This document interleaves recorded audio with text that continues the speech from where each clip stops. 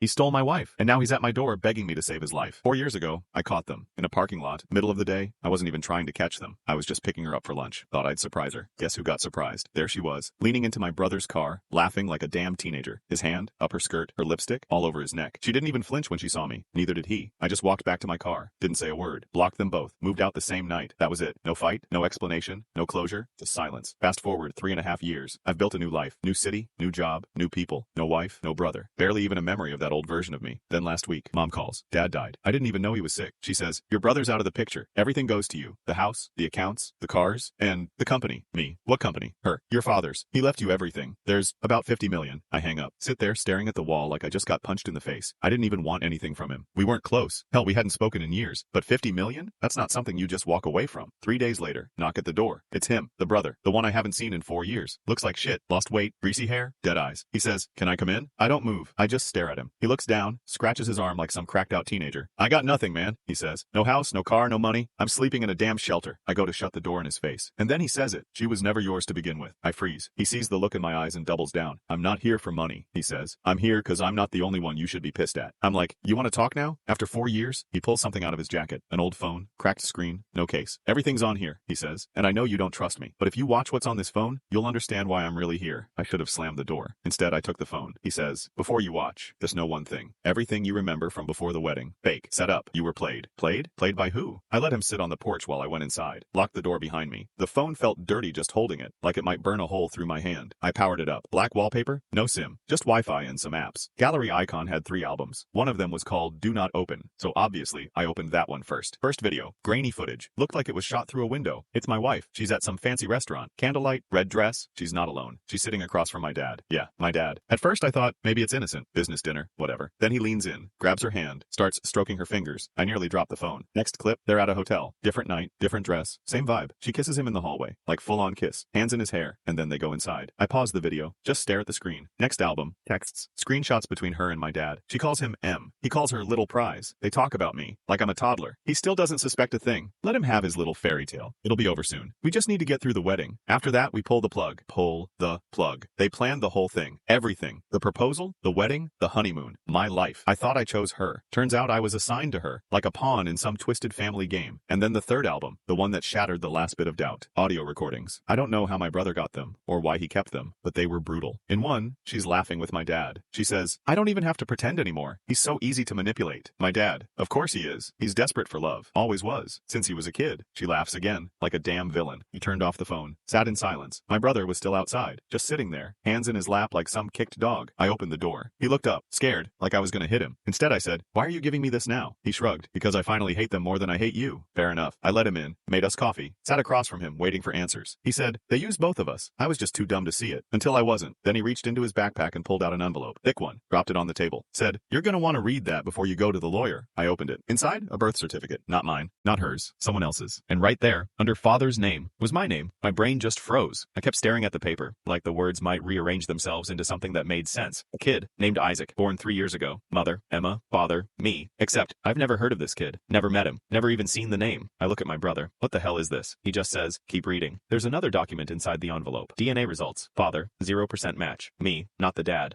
Guess who is? My brother. He drops his eyes. Doesn't say a word. Doesn't have to. My ex-wife had a kid. Told people it was mine. Put my name on the damn birth certificate. Then dipped. He finally speaks. She left right after the kid was born. Ditched him with some old nanny and vanished. Nobody's seen her since. What about the kid? He shrugs. Still with the nanny last I checked. I lean back trying to wrap my head around this. She had a baby, lied about it being mine, and then disappeared? Pretty much. I ask. So why tell me now? What do you want? He sighs. Because I think someone's looking for her, and they think I know where she is. I raise an eyebrow. Who? That's the thing, he says. I don't know, but I've been followed. He pulls out a crumpled photo from his jacket pocket and slides it across the table. It's a picture of him, outside some diner, drinking coffee. On the back, someone wrote in red marker, where is she? I feel a cold chill crawl up my neck. I ask, you think it's about the kid? No, he says. I think it's about what she stole. I blink. What? He leans in, lowers his voice. She didn't just scam you, or me, or dad. She cleaned him out. What do you mean? I mean every offshore account, every crypto wallet, every asset she could access. She emptied them, right before disappearing. Over 30 mil. Gone. I just stare at him. And now, he says, someone wants their money back. I ask, you think she ran off with it? He nods. I know she did. And I know where she might have gone. But if I go looking, I'm dead. They're watching me. So you want me to find her? No, he says. I want you to come with me. I laugh. After all this, you're crazy. He says, you want the full inheritance? The company? The truth? You're gonna need her signature. What? She's listed as co-executor. Dad added her last minute. Probably part of some deal they made. Without her, you don't get get a dime. I stand up, pacing now. He adds, I know how it sounds, but we have one shot at this. I ask, where is she? He looks me dead in the eye. She's in Mexico. I should have said no. Close the door. Gone back to pretending they were both dead to me. But something in me snapped. Maybe it was the kid. Maybe it was the inheritance. Maybe I just wanted to look her in the eye and ask why. 3 days later, we're crossing the border in a beat-up truck that smells like gasoline and betrayal. He says she's hiding in a small town near Merida. Tourist heavy. Easy to blend in. We get there late. Check into some no-name hotel with a flickering neon sign and beds that feel like cardboard. Next morning, we start asking around. He shows a blurry photo of her from 3 years ago. Blonde hair, sunglasses, fake smile. Most people shrug. One guy at a juice stand stares at it too long, then shakes his head. Another woman just says, if you're smart, you'll stop looking. On day 2, we find her name on a local rental agreement. Different hair color, fake ID, paid in crypto. Classic her. She's using the name Camila Torres. We find the house. It's a white stucco place on the edge of town, backed up to a forest. Big gate, blacked out windows. We stake it out from a gas station across the street. My brother's chewing sunflower seeds like it's a coping mechanism. I'm sipping stale coffee and trying not to think about how this ends. Around 2 p.m., she walks out the front door, and my stomach drops. She looks exactly the same. Not older, not thinner, not tired. Same smug posture. Same gold anklet she wore when she cheated on me in a Chili's parking lot. She's not alone. She's holding the hand of a kid. Maybe 3, maybe 4. Dark curly hair, big eyes, backpack with dinosaurs on it. Isaac. My brother tenses. That's him. I say, you sure? He nods. Same dimples I had as a kid. She loads the kid into a black SUV and drives off. We follow at a distance, down a dirt road, through a small village. She pulls into a private airstrip behind a locked gate. My brother curses. She's leaving. I ask, you think she knows we're here? She always knows. We're parked behind a row of trees, watching through binoculars. She steps out of the car, hands the kid to a man in a gray suit. Tall, bald, scar across his cheek. He doesn't look like a friend. He looks like someone who buries people in the desert. She says something to him and he laughs. Then he smacks her across the face. I flinch. My brother grabs my arm. Stay down. I whisper, what the hell is this? He says, she double-crossed someone. Probably him. The man shoves her into the SUV and drives off. But the plane? It doesn't leave. It just sits there. And the kid? He's still on it. We don't even think. We just run. Through the trees, across the field, toward the airstrip like a pair of lunatics in jeans and panic. There's no one at the gate. No security. Just the plane sitting there. Engines off. Doors open. We yell, hey! No answer. We climb the stairs. Duck inside. It's empty. No pilots. No luggage. No kid. But then, crying. Soft. From the back. We move toward it. And there he is. Curled up in a leather seat. Knees to chest. Hugging a stuffed giraffe. Isaac. My brother kneels down. Hey buddy. You okay? The kid doesn't say anything. Just stares at us like we're aliens. I ask, what do we do? He says, we take him. I say, are you out of your mind? She left him. With that guy. What do you think happens next? We hear an engine start outside. A black SUV is coming back down the runway. No time to argue. We grab the kid and run. Out the back of the plane. Through a side fence with a busted lock. Into the forest. The SUV screeches to a stop on the tarmac. Men jump out, shouting. 2 of them armed. We keep running. I don't remember how long. Just dirt, sweat, and fear. Eventually, we find a bus stop in the middle of nowhere. Somehow we get back into town. Back to the motel. Hearts pounding. Kid asleep. My brother bleeding from a scrape on his leg. I lock the door and pull the curtains. What the hell is going on? I ask. He drops onto the bed, exhausted. I told you, she stole from some very dangerous people. And you think they're coming for us now? He nods. If they think we're involved, yeah. We sit in silence. The kid starts snoring softly. I say, what do we do with him? My brother doesn't answer. Next morning, the motel door is cracked open. Just a little. No knock, no sound, no footsteps. We check outside. Nothing. Just a folded note on the welcome mat. One line. Give him back or we burn everything. We don't sleep that night. My brother moves a chair in front of the door and keeps a kitchen knife under his pillow. The kid wakes up at 2 a.m., asking for his mom. We don't know what to say. I hand him a juice box from the lobby and tell him everything's okay. He doesn't believe me. Smart kid. At sunrise, my brother says we need to leave. They know we're here. We stay, we die. I say, and go where? He says, somewhere they won't look. Somewhere we can hide out and figure out what the hell to do. Before we can even pack, there's a knock on the door. One knock. Calm. Polite. We freeze. My brother grabs the knife. I peek through the curtain. It's a woman. Maybe late 30s. Business casual. Holding a paper bag and a coffee. She doesn't look dangerous, but neither did my ex-wife. She calls through the door. My name's Marla. I'm not here to hurt you. I just want to talk. No accent. American. Cool voice. Like she's used to negotiating hostage releases. I yell, talk from there. She smiles. Fair enough. She holds up the bag. This is for the kid. Clothes, food, toys. Figured he might need something familiar. My brother whispers, don't trust her. I don't. But I open the door just a crack. She says, we know you have Isaac. We're not here to hurt him. But the people who want Emma, they don't care about collateral damage. I ask, who are you? She replies, I'm the one trying to keep you alive. I ask, why should we believe you? She says, because if we wanted you dead, you'd already be bleeding out in that bathtub. Hard to argue with that. She holds up a phone. On the screen, security cam footage from the motel lobby. Us, with the kid. Clear as day. Everything in this town's monitored, she says. You were made the second you crossed the border. My brother finally opens the door wider. Just enough. She steps in slowly. Sits down like she owns the place. Doesn't even flinch when the kid stares at her. She says, you have 2 choices. I cross my arms. Let's hear it. 1. You give us the kid. No questions. We make him disappear somewhere safe. He never knows about any of this. He gets a new life. I ask, and Emma? She's already gone. Out of the country. New name, new passport. You'll never find her. I ask, option 2? She smiles. Option 2. You come with us. To where? She leans forward. To the people she stole from. My brother says, you're kidding. No, she says. They want answers. And you're the only loose ends left. I ask, what happens if we say no? Marla shrugs. Then we walk away. And 24 hours later, this whole building is ash. No anger, no bluffing, just Just fact. She stands, places a burner phone on the table. You've got 6 hours. Call that number if you want to live. She walks out like she didn't just drop a bomb. My brother looks at me. I look at the kid. And then the phone rings, but not the one she left. The ringtone cuts through the room like a knife. It's my phone. Unknown number. No country code. Just digits that don't make sense. I answer. Silence. Then, a man's voice. Calm. Low. Measured. I see you met Marla. I don't say anything. She gives good speeches, he continues. But she's not the only one looking for the boy. My brother mouths. Who is it? I don't know. I just listen. I want to offer you a different deal, the voice says. Why us? I ask. He ignores the question. There's something your brother hasn't told you. Something about Emma. About why she ran. About who she ran from. My stomach tightens. Put him on the phone, the voice says. I hand it over. My brother listens. Says nothing. Then suddenly yells, "You're lying!" and hurls the phone at the wall. It explodes into pieces. He's shaking. I say, "What the hell did he say?" My brother just sits down. Head in hands. Silent. Talk to me. Nothing. I grab his shoulder. Talk to me. He finally looks up. His face is pale. He said Emma was never supposed to get pregnant. I blink. What? She was part of a job. A setup. She was using me to get to Dad. My heart's racing now. He continues. They wanted control of the estate, of the money. She was supposed to marry in, then disappear. But then she got pregnant and things got complicated. I ask, you believe him? I don't know what to believe anymore. The burner phone rings. Neither of us touches it. The kid's still asleep on the bed, curled up with his stuffed giraffe like the world outside doesn't exist. I walk over to the window, pull back the curtain. Across the street, a white van, engine running. Inside, 3 men, all looking up at our window. Drop the curtain. I turn to my brother, and I ask one question. Do we run, or do we answer that phone? Want part 2? You better pray he picks up that phone. If you made it this far, you already know what to do. Subscribing isn't just clicking a button. It's your pass to content that's actually worth your time. Hitting like? That's your way of saying, hell yeah, give me more of this. So don't hesitate. Make your move, and I'll see you where the real stories begin.